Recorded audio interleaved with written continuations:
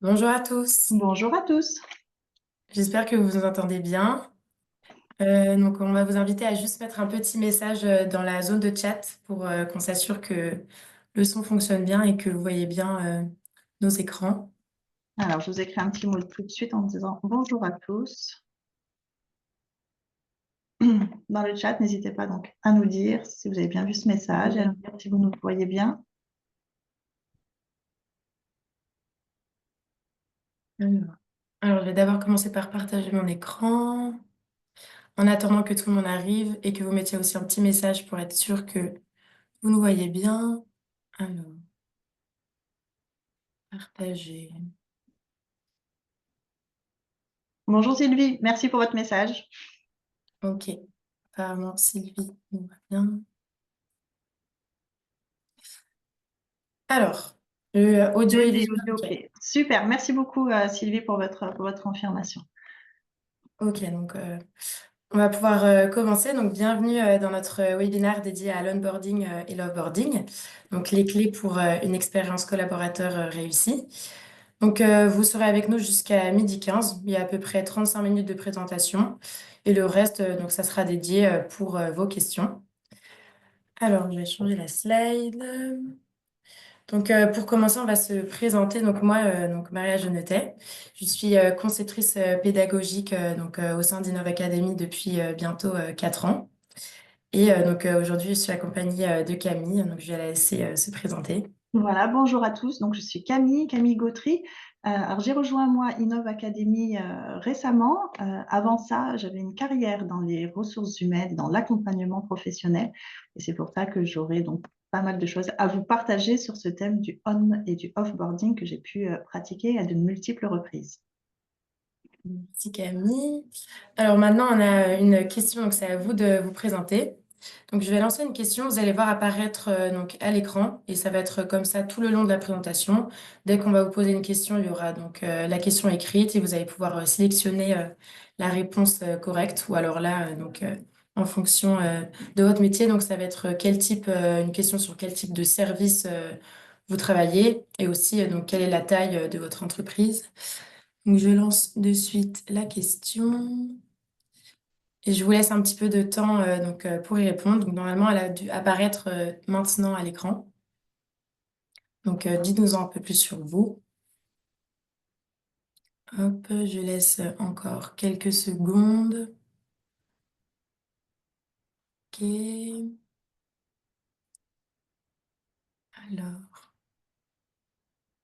Alors, mettre fin au sondage. Donc, je vais pouvoir vous partager les résultats maintenant. Donc, on a plutôt des personnes donc, dans le professionnel de la formation et entreprise de 250 salariés ou alors aussi quelqu'un qui travaille dans un organisme de formation. Ok, je peux arrêter le partage. Euh, Alors, pour continuer, le plan de notre présentation, donc on va faire en deux parties. La première, ça sera donc l'intégration, l'onboarding, donc les clés de la réussite. Et en deuxième partie, on verra donc l'offboarding, donc comment gérer le départ avec professionnalisme. Donc, pour commencer sur notre première partie, donc on va donner la définition de l'onboarding. C'est nous on l'a un peu traduit comme une montée à bord pour faire donc un parallèle avec le fait de prendre l'avion. Donc, on quitte une plateforme et ensuite on monte dans un nouvel environnement. Donc, concrètement, ça va être l'ensemble des étapes et des actions mises en place par une entreprise pour accueillir et intégrer un nouveau collaborateur ou une nouvelle collaboratrice. Donc en fait, l'onboarding, il s'étend de la signature du contrat de travail jusqu'à la fin de la période d'essai, donc voire au-delà, pour assurer une intégration complète et durable. Deuxième question directement, pareil, vous allez la voir apparaître dans la zone de chat. Donc selon vous, à quel moment commence la période d'intégration? Donc je vais vous la lancer. On a trois propositions de réponse. Hop. Question 2. Normalement, vous la voyez apparaître à l'écran. Donc, la première proposition, donc, c'est soit le premier jour de travail de la nouvelle recrue. Deuxième proposition, une fois que la personne a signé le contrat. Et enfin, la dernière, une fois que la personne a accepté la proposition d'embauche. Je vous laisse quelques secondes pour répondre à cette deuxième question. Hop, je mets fin au sondage.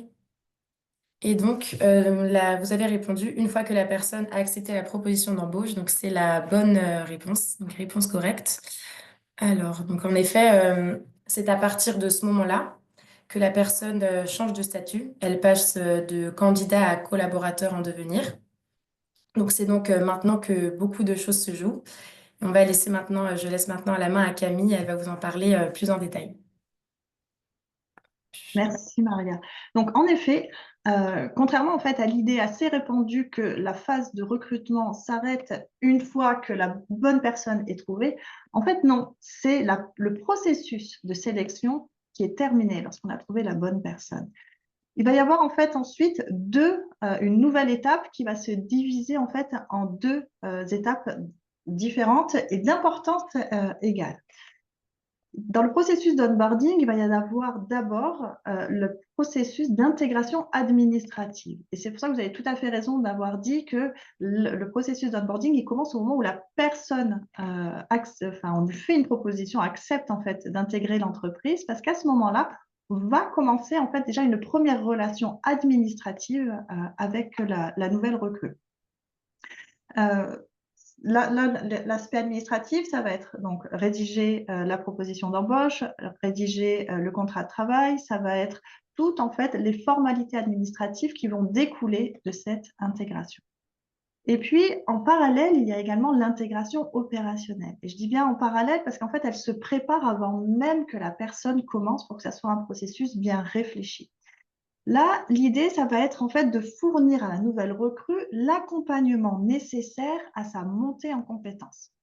L'idée, c'est vraiment de mettre en condition de réussite la personne que vous avez recrutée pour qu'elle performe dans son nouveau poste.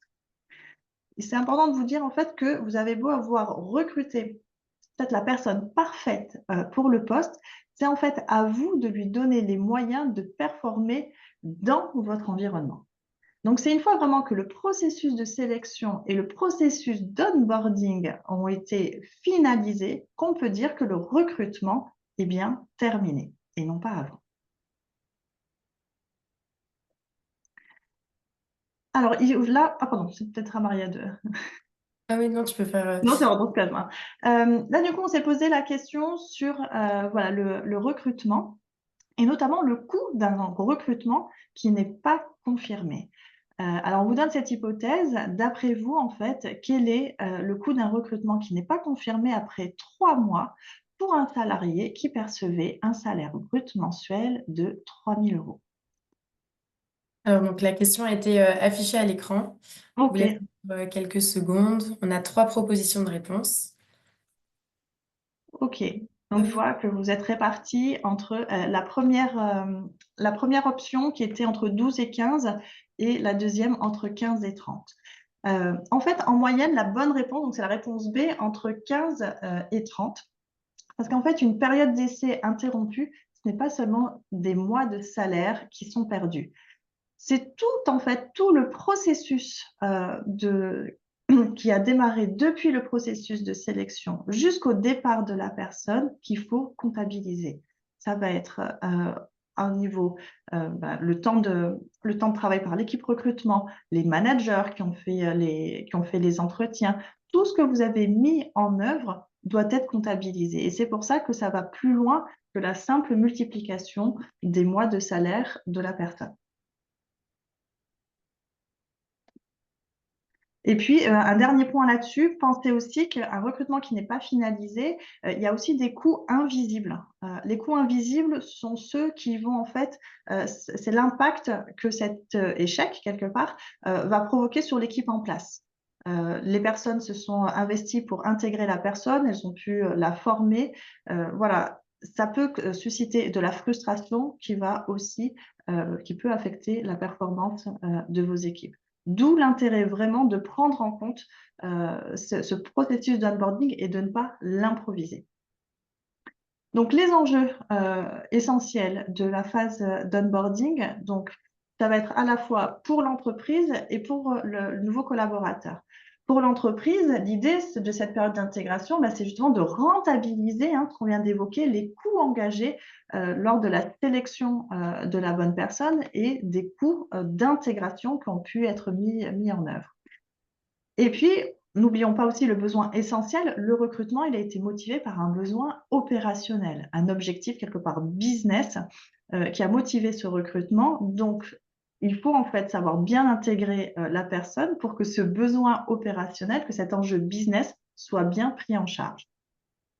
Et puis, pour la nouvelle recrue, ça va être en fait d'évaluer pendant cette période d'intégration, et notamment plus particulièrement même pendant la période d'essai, une fois elle a vraiment intégré l'entreprise, de savoir si elle se sent à sa place par rapport à l'utilisation de ses compétences. Est-ce qu'elle est vraiment au bon endroit pour mettre en œuvre ses compétences? Est-ce que ses compétences sont bien valorisées? Et est-ce qu'en fait, elle se trouve dans un environnement de travail qui lui convient? Elle va se poser la question de savoir est-ce que c'est un environnement propice pour elle? Est-ce qu'elle a envie de pérenniser son engagement? Pensez que pendant la période d'intégration, donc on a vu, c'est à partir du moment où la personne dit OK, j'ai envie aussi d'intégrer votre entreprise et que la période commence, elle peut continuer à être impliquée dans des processus de recrutement. Donc votre entreprise peut en fait être un petit peu évaluée en comparaison avec d'autres opportunités qui lui sont présentées. Là, on a souhaité vous montrer justement les grandes étapes de l'onboarding. Donc, on l'a vu, ça va commencer en fait avant même le premier jour. Ça commence donc on l'a vu, sur une relation plutôt administrative. On va tisser les premiers liens. Et là, je vais vous dire, la réactivité, la fiabilité dont va faire preuve l'entreprise sont essentielles pour justement sécuriser la nouvelle recrue. Comme je dis, elle peut encore être en discussion avec d'autres entreprises. Donc, c'est le moment vraiment de lui montrer qu'elle a toutes les raisons de confirmer son engagement et de bien être présente le jour J de son premier jour de contrat.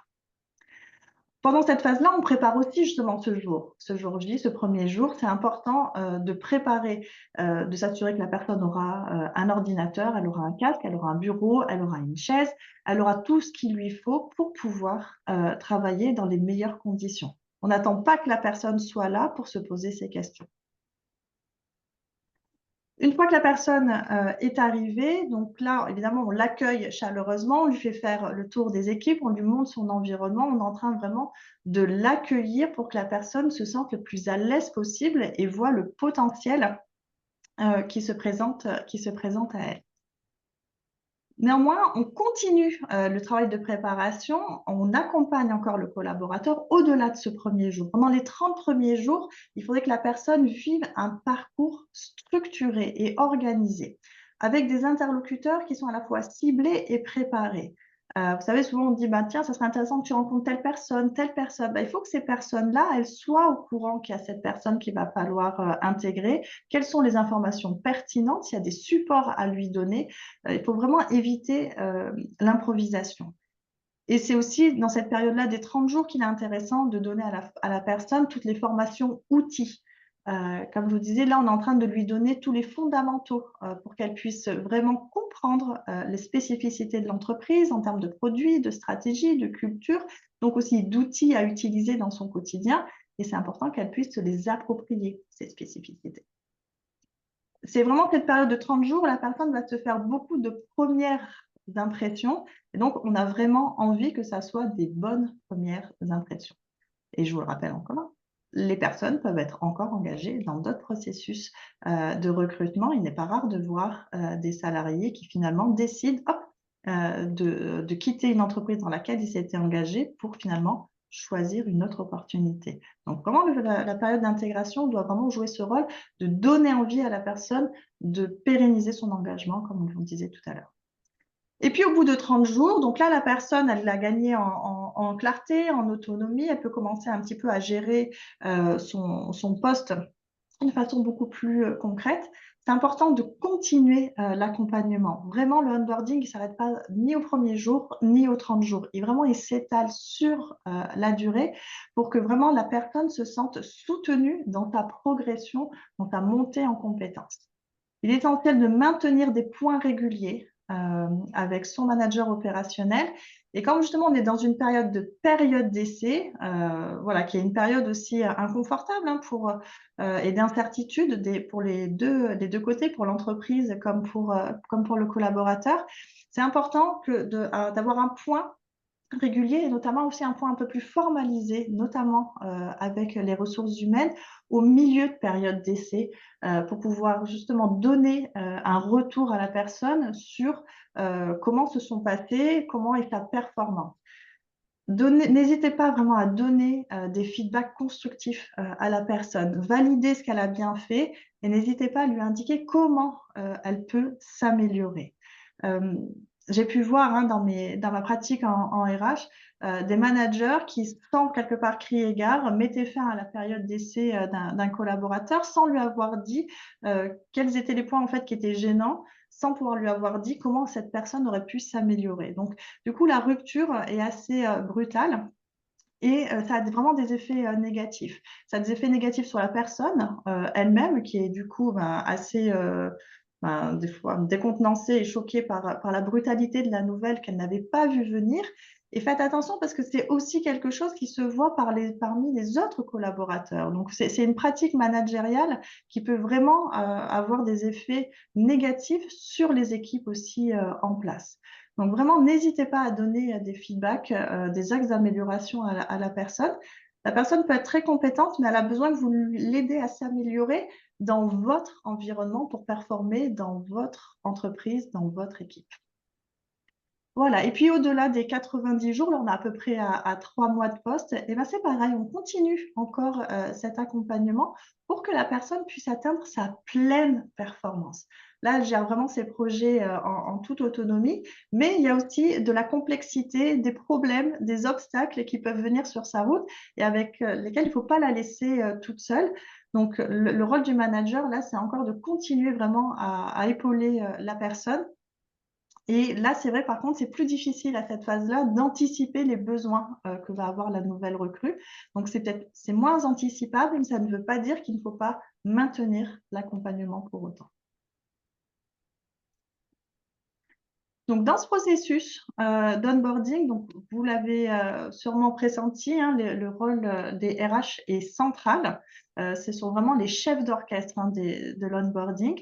Donc, on a parlé des formalités administratives, de la préparation logistique. Voilà, ça, c'est vraiment le rôle qui va revenir au service ressources humaines, qui vont aussi, des fois aussi avoir le rôle de communiquer à l'ensemble de l'entreprise sur l'arrivée de la personne en expliquant son nom, son périmètre et sa date d'arrivée. Les RH vont aussi avoir ce rôle d'accompagner les managers dans ce processus d'onboarding. Ce n'est pas forcément quelque chose avec lequel ils sont familiers et qu'ils savent faire spontanément. Donc, le rôle des RH, là, à ce moment-là, c'est davantage de leur donner déjà de les familiariser sur cette notion d'onboarding, de bien montrer à quel point c'est important de structurer un parcours, de leur donner des checklists, des templates et de les épauler sur, par exemple, c'est comme on a parlé, ce point formel de milieu de période d'essai sur comment réaliser ce feedback constructif pour aider la personne à vraiment réussir sa période d'essai. Parce qu'on n'oublie pas que c'est quand même l'objectif. On a envie que la personne réussisse. Hein. On n'a pas envie de se dire au bout de 4 mois, en fait, c'est pas la bonne personne. Donc, les RH sont vraiment là pour aider les managers à réussir cet exercice. Et puis, les RH, elles sont là aussi pour fournir des outils qui vont faciliter l'intégration. Hein. Ça peut être comme les welcome packs, voyez, les livrets d'accueil, et puis aussi ça peut être mettre en place des plateformes, des formations en e-learning qui structurent comme ça le processus d'intégration pour les nouvelles recrues. Donc voilà, là, les RH voilà, peuvent intervenir à différents niveaux. C'est vrai qu'on les appelait vraiment les chefs d'orchestre de l'onboarding. Elles ont vraiment une vision globale de bout en bout de ce que doit être un bon processus d'onboarding. Et puis, bien sûr, vous l'avez vu, on a parlé des managers. Donc, ils sont aussi vraiment, eux, les garants plus concrètement de la réussite de l'intégration. Ils sont au plus proche de la nouvelle recrue. Donc, pour eux, le rôle, ça va être d'accompagner la personne dans la prise en main de son poste, d'être vraiment sur un accompagnement opérationnel pour permettre à la personne vraiment de monter en compétence par rapport aux exigences du poste. Ils vont aussi avoir un rôle d'être vraiment dans l'écoute et l'accompagnement, hein, comme on l'a évoqué. Il y a vraiment cette notion de communication qui est vraiment importante entre manager et nouvelle recrue. N'oubliez pas, la nouvelle recrue, elle vient dans un environnement qu'elle ne connaît pas, même si elle a des compétences avérées. Il faut qu'elle navigue dans ce nouvel environnement et le rôle du manager est vraiment de lui donner justement ces informations clés, pouvoir lui expliquer un maximum de contexte, pouvoir être à son écoute en cas de difficulté ou plutôt des fois d'incompréhension pour que la personne puisse vraiment exploiter pleinement son potentiel dans cette équipe, dans cette nouvelle entreprise. Et puis aussi, le rôle du manager, dans ce rôle justement de prise de poste, c'est aussi de transmettre les objectifs qui sont attendus, la culture de l'entreprise, vraiment ce qu'on attend de la personne, c'est vraiment au manager d'être le plus clair possible pour justement limiter ce flou, cette zone d'incertitude que vit la nouvelle recrue. Plus le manager va être factuel, concret, transparent et précis sur ses attentes, plus il va permettre à la nouvelle recrue de pouvoir monter en compétence en lien, enfin vraiment en lien avec ce qu'on attendait. Donc, maintenant que je vous ai donné l'ensemble de ces éléments, vous vous dites peut-être comment en fait Innov Academy peut m'aider sur ce sujet-là. En fait, ces processus d'intégration et d'accompagnement des managers, nous, de notre côté, on a déjà créé des formations qu'on appelle des formations sur étagère. C'est-à-dire que le contenu existe déjà.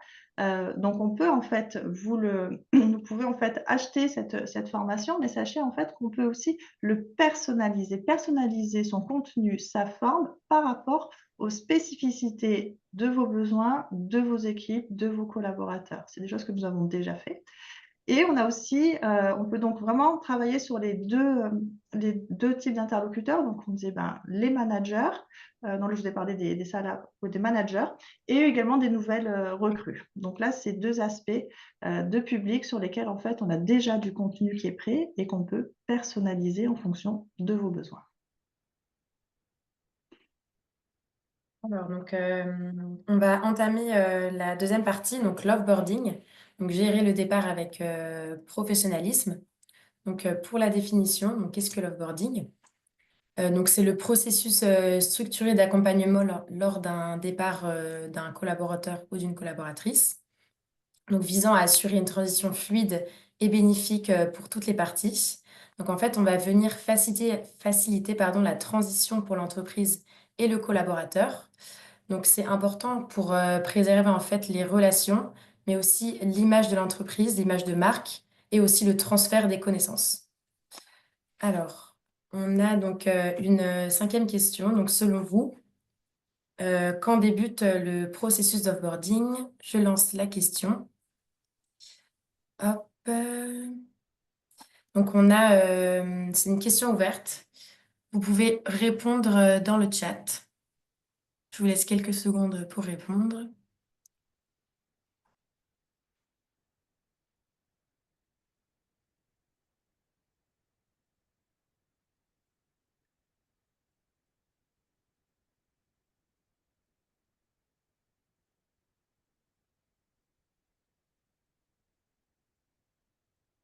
Alors, je vais mettre fin au sondage. Donc, la réponse. Alors, Camille. C'est bon, tu peux nous dire la réponse OK. correcte. OK, alors sur cette question, c'est vrai que la date d'offboarding, en fait, elle va varier en fonction de la situation du salarié. Donc, c'est pas, en tout cas, ce qu'on veut en fait vous dire, c'est que le offboarding, il ne se termine pas à la date de fin du contrat de la personne. En fait, l'offboarding, le processus va commencer soit à la réception de la démission de la personne, soit au moment de votre notification du préavis, donc c'est-à-dire une fois qu'en fait vous savez à quelle date le contrat de la personne va se terminer. Lorsqu'il s'agit d'un CDD de plutôt longue durée, on va se poser le offboarding, il va commencer, on va dire à peu près 2 mois avant la date de fin, parce que voilà, ça permet en fait de pouvoir anticiper justement les étapes à faire pour que ça se passe au mieux.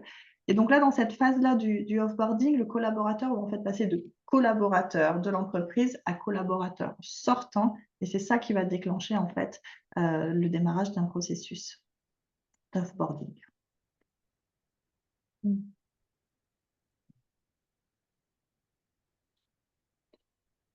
Alors, pour justement les objectifs du offboarding, pourquoi en fait chercher à bien accompagner les départs des collaborateurs? Ça peut ne pas sembler aller de soi, et au contraire, c'est plutôt important. C'est important parce que l'offboarding, il va intégrer différents éléments. On va chercher à travers le offboarding à optimiser la rétention des talents. Alors, qu'est-ce qu'on veut dire par là? C'est en fait, on va se poser la question au niveau RH, est-ce qu'il y a des pratiques RH, par exemple, à changer qui pourraient en fait améliorer la fidélisation de nos employés actuels et à venir? Qu'est-ce qu'on peut changer dans notre pratique RH qui donnerait envie aux collaborateurs de rester avec nous? Gérer aussi le offboarding, c'est anticiper donc le départ d'un collaborateur et donc un départ de connaissance du collaborateur. Donc l'idée, c'est de bien anticiper pour garantir en fait une passation la plus fluide possible des connaissances et éviter en fait les impacts négatifs sur la poursuite des projets. C'est vraiment cette idée de plus on anticipe, plus en fait il est possible de mettre en place des relais, d'identifier quelles sont les personnes qui vont pouvoir prendre le relais sur les projets en cours et éviter des couacs qui qui pourraient être désastreux pour les projets en cours. Et puis, c'est aussi l'opportunité de se remettre en question sur les processus internes, sur le fonctionnement d'une équipe, par exemple. Donc, l'idée, c'est de recueillir des feedbacks constructifs qui permettent d'améliorer l'expérience collaborateur et l'environnement de travail. Il y a peut-être des choses, en fait, on ne s'en rend pas compte, mais qui pèsent énormément sur les collaborateurs, qui leur font vraiment avoir envie d'aller dans une autre entreprise. Et ça peut paraître un détail d'un certain point de vue, et pourtant ce détail peut avoir une grande importance. Aujourd'hui, on l'a vu, le nombre de jours de télétravail devient en fait un critère qui peut faire que même si un collaborateur se sent bien dans l'entreprise, ben, si en fait pour lui c'est important d'avoir des jours de télétravail et que c'est pas la pratique qui est faite dans son entreprise actuelle, ça peut lui donner envie juste sur ce critère-là de chercher une autre opportunité.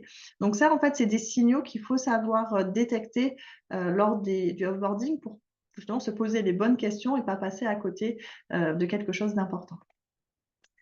Et puis voilà, anticiper le départ d'un collaborateur, bah, c'est aussi anticiper toute la conformité administrative que va générer ce départ. Donc, c'est s'assurer aussi bien du respect des formalités administratives à réaliser, mais c'est aussi s'assurer de bien récupérer le matériel. Voilà, c'est qu'est-ce qu'on donne au collaborateur et qu'est-ce que le collaborateur doit nous rendre, qu'est-ce qui son départ va générer en fait comme action de notre part. Alors, on a une dernière question, donc question 5. Donc, à votre avis, quel pourcentage de collaborateurs sont prêts à parler en bien de leur entreprise, donc si leur départ se passe bien? Je vais lancer la question à l'écran. Normalement, elle a dû apparaître. Donc, vous avez 4 propositions de réponse. Donc, 65%. Et la dernière, c'est 95%. Donc, je mets fin au sondage. On a déjà eu les réponses. Donc, vous êtes plus entre 75% et 85%. Hop, je mets fin au sondage.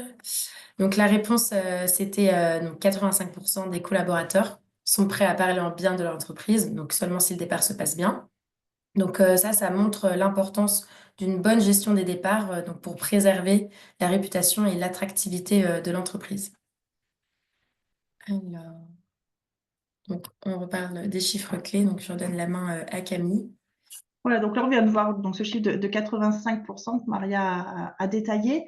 Un chiffre aussi qui est assez intéressant, c'est en fait le montant des dépenses annuelles des grands groupes si les accès au logiciel ne sont pas supprimés. Et alors là, le montant il est assez important, hein, 25 000 € pour des accès non supprimés, c'est quand même extrêmement élevé. Mais en fait, ça ne concerne pas. Alors, c'est vrai que ce montant-là, il est élevé parce que ce sont des grands groupes, mais je sais que moi, à mon niveau RH, quand j'étais en PME, j'ai pu voir également ces oublis-là, ces erreurs-là, c'est-à-dire vraiment un processus de offboarding qui n'était pas bien structuré, et on s'apercevait qu'il y avait des contrats mutuels qui étaient maintenus.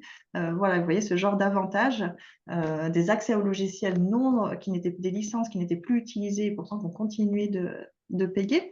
Donc voilà, ça c'est vraiment de l'argent qui est gaspillé inutilement, d'où l'importance vraiment de structurer, d'anticiper le offboarding pour éviter ces écueils. On voit que si on interroge les personnes, 5 personnes sur 10 se disent satisfaits des méthodes utilisées par l'entreprise pour gérer les départs. 5 personnes sur 10, c'est 50%.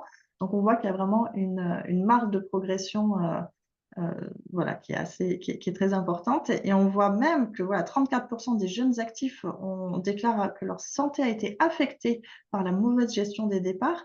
Donc, vous voyez, c'est que cet offboarding a vraiment un impact aussi bien sur l'entreprise au niveau économique, mais on le voit aussi sur la santé des individus. Donc, on a vraiment tout intérêt à anticiper et à structurer ce processus-là. C'est pas anodin. Donc, les grandes étapes de l'offboarding, donc, ça va commencer au moment de l'annonce du départ. Donc là, à ce moment-là, on a l'information. Donc, ça va générer en fait cette fois-ci une anticipation sur le transfert des connaissances, hein, comme on a pu l'évoquer. Ça peut être également le lancement par les RH, donc en commencer à anticiper sur ce qui va devoir être fait sur les différentes étapes. Lorsque le départ approche, il va être important aussi de préparer justement un entretien de départ assez formalisé pour justement recueillir les raisons, voilà un peu le feedback de la personne. Qu'est-ce qui a motivé en fait son départ? Ça, on va vous en parler. Je vais vous montrer un ensemble de questions hein, que vous pourriez utiliser. Donc là, on est quand même dans une relation la plus bienveillante possible. On cherche à avoir du feedback constructif, hein, donc on n'est pas là pour régler ses comptes. On est au contraire là pour entendre voilà, ce que un collaborateur qui est dans le départ a à dire. Donc, comme il est en train de partir, il a une liberté de ton qui peut être intéressante à prendre en compte. Et puis voilà, la dernière étape, ça va être les procédures administratives, vraiment la clôture de la relation contractuelle avec, on donne les papiers nécessaires pour la personne et justement, on arrête les accès aux licences, on arrête voilà, les différents contrats ou accès que la personne peut avoir. Donc, à nouveau, hein, dans ce processus, sans surprise, les RH vont jouer un rôle de chef d'orchestre. Elles vont prendre en charge cette dimension administrative, encore une fois, et de communication. Généralement, c'est elles hein, qui mènent l'entretien de sortie. Justement, les RH ont son côté un peu plus neutre que ce que le manager peut avoir. Alors, ça ne veut pas dire que le manager ne peut pas faire un entretien de sortie. Ça peut aussi être très intéressant. Mais c'est intéressant en tout cas de le coupler avec un entretien RH pour justement recueillir un feedback qui peut être moins contextuel vraiment à l'équipe et avoir vraiment la perspective du collaborateur sur la globalité de son expérience en tant que salarié. Et puis voilà, assurer la relation aussi post-départ. En fait, on peut être surpris, mais il n'est pas rare en fait de devoir contacter un ancien salarié. Alors des fois, c'est justement pour des sujets purement administratifs. Et dans ce cas-là, on est content justement d'avoir veillé à bien avoir ses coordonnées, d'être parti, d'avoir géré une relation dans des bonnes conditions pour justement pouvoir échanger. Et puis, il faut voir aussi que des fois, un ancien collaborateur, il peut recommander des personnes de son réseau pour venir travailler dans l'entreprise, notamment si son expérience a été positive et que son expérience de offboarding aussi. Elle peut travailler la personne peut partir travailler dans une entreprise qui peut avoir des services complémentaires à l'entreprise, donc il peut y avoir en fait des nouvelles synergies. Donc, d'où l'intérêt aussi voilà, de maintenir ce contact. Ça reste du réseau pour l'entreprise. Et là, bien sûr, le rôle des managers dans l'offboarding. Donc là, eux, ils vont gérer tout ce qui va être en lien avec l'accompagnement sur les transitions des responsabilités, faire un état des lieux de qu'est-ce qui était pris en charge, qu'est-ce qui doit continuer à être pris en charge, et est-ce que finalement on prend la décision, est-ce qu'on recrute quelqu'un poste pour poste, ou est-ce que les responsabilités vont être dispatchées différemment. Voilà, on rentre un petit peu dans le détail des missions réalisées par la personne qui s'en va, et auditer et analyser comment ces responsabilités vont être prises en charge à la suite de ce départ. Donc ça, c'est vraiment le travail du manager. Il y a aussi en fait un soutien au départ dans le sens où il y a une relation qui se termine finalement entre le manager et ce collaborateur. Donc c'est important, pareil, de chercher en fait à ne pas régler ses comptes, même si la relation elle a pu être difficile. C'est plutôt au contraire de valoriser les contributions qui ont été faites par la personne qui s'en va, apaiser ce qui peut l'être pour que ce départ soit plutôt voilà, une source d'apprentissage et on va dire, de bienveillance plutôt voilà, que d'être dans un conflit. Donc voilà, c'est important que le manager ait ce rôle-là de tempérer peut-être l'émotionnel et de garder une note positive de la collaboration. Et puis, c'est aussi maintenir de la cohésion parce que voilà, l'attention a été portée sur le départ de la personne, mais il y a aussi des équipes qui restent et qui justement vont continuer à gérer les projets. Et là, le rôle du manager, ça va être justement de continuer à impulser une dynamique positive de travail et de motivation à l'ensemble des collaborateurs de son équipe. Donc là, on a eu envie de vous partager un exemple de question parce que voilà, c'est pas fréquent, c'est pas si répandu que ça de faire des entretiens de départ. Donc voilà, on peut déjà poser sur l'expérience globale du collaborateur comme sur les raisons de son départ. Donc, on peut lui demander sur les raisons de son départ, est-ce qu'il y a eu un élément déclencheur particulier qui a provoqué voilà, cette envie de partir. Ou bien on peut lui avoir des questions bien plus larges sur les aspects du travail que la personne a le plus apprécié, le moins apprécié, les suggestions qu'elle peut avoir. Voilà, cette prise de recul peut être intéressante. Donc, vous voyez ce modèle de questions, par exemple, c'est tout à fait le genre de ressources qu'on peut partager dans les formations sur étagère dont on vous a parlé. Parce qu'on a aussi voilà, on peut aussi vous aider sur l'accompagnement à ce processus d'offboarding. Et ça, voilà, c'est un exemple typique de modèle qu'on transmet aussi bien au service voilà, RH, si c'est à destination des RH que vous souhaitez réaliser une formation sur le thème du offboarding, mais on a aussi des ressources pour les managers pour accompagner les départs. Voilà ce qu'on voulait vous partager sur ces sujets.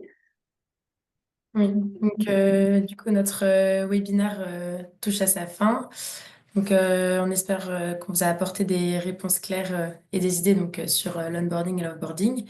Et il reste un petit temps si vous avez des questions. Vous pouvez les poser, donc n'hésitez pas à les poser dans la zone de chat. Donc, on va vous répondre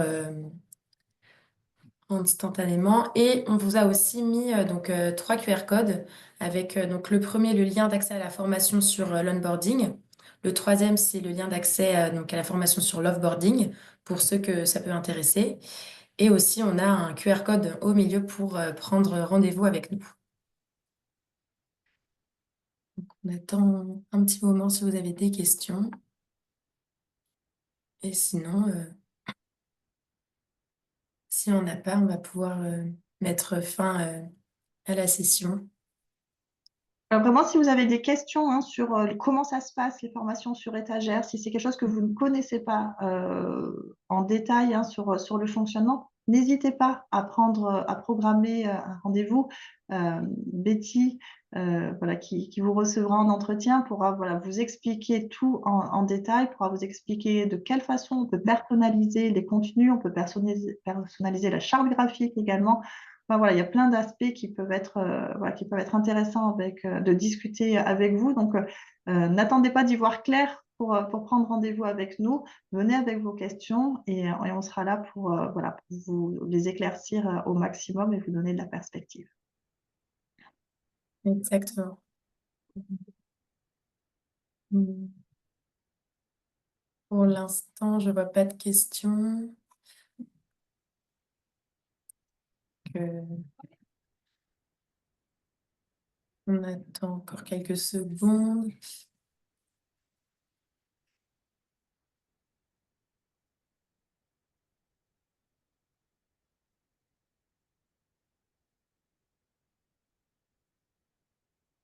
Ok. Donc, si vous n'avez pas de questions, tant mieux, c'est que Camille a pu répondre à l'ensemble des questions durant la présentation. Donc, merci à tous pour votre participation et vos échanges et d'avoir aussi répondu aux questions qu'on a pu vous poser. Et je vous dis à bientôt. À bientôt, merci beaucoup. Et puis vous recevrez le replay hein, de cette session en fin de semaine. Voilà, un email dédié vous sera envoyé avec l'accès au replay. Merci beaucoup. Merci. Et puis, avec plaisir, merci Sylvie pour votre message. Et Merci. puis, au plaisir d'un futur échange. Au revoir. Au revoir, à bientôt.